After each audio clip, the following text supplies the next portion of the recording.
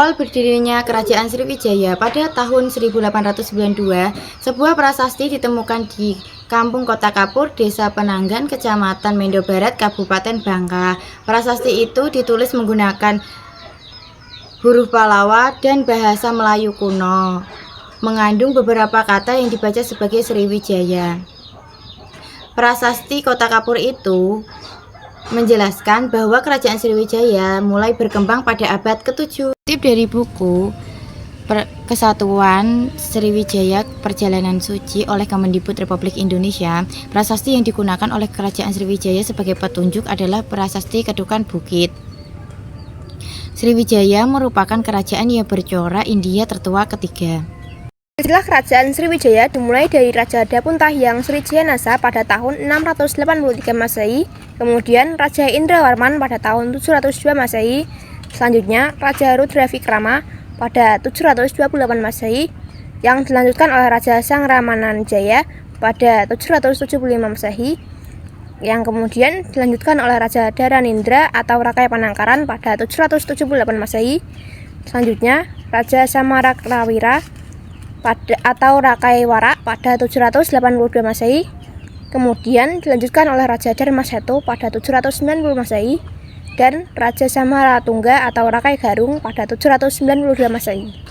Masa kejayaan Sriwijaya. Kerajaan Sriwijaya mencapai puncak kejayaan di masa pemerintahan Raja Balaputra Dewa. Hal ini terjadi sekitar abad ke-8 hingga ke-9 Masehi. Puncak kejayaan ini berlangsung hingga kepemimpinan Sri Marawijaya. Di akhir kepemimpinan Sri Marawijaya, terjadi peperangan melawan Jawa sekitar tahun 922 hingga 1016 Masehi. Setelah itu, terdapat peperangan lagi yang terjadi melawan Kerajaan India di tahun 1017 hingga 1025 Masehi. Sampai akhirnya, Raja Sriwijaya berhasil ditangkap.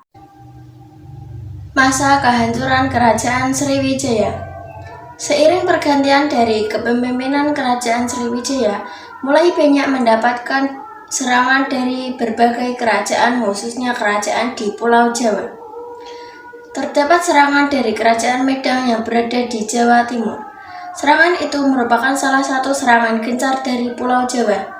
Selain itu, Kerajaan Sriwijaya juga menerima serangan bertubi-tubi dari Kerajaan Chola, hingga melemahkan kekuasaan di Selat Malaka dan secara perlahan berhasil menguasai daerah kekuasaan lain di Sriwijaya. Kebesaran Kerajaan Sriwijaya mulai mengalami kemunduran pada abad ke-11 Masehi. Pada masa itu, berawal dari adanya serangan besar-besaran yang dilakukan oleh seorang raja bernama Rajendra Chola Dewa dari Kerajaan Chola yang berhasil menaklukkan salah satu raja di Kerajaan Sriwijaya.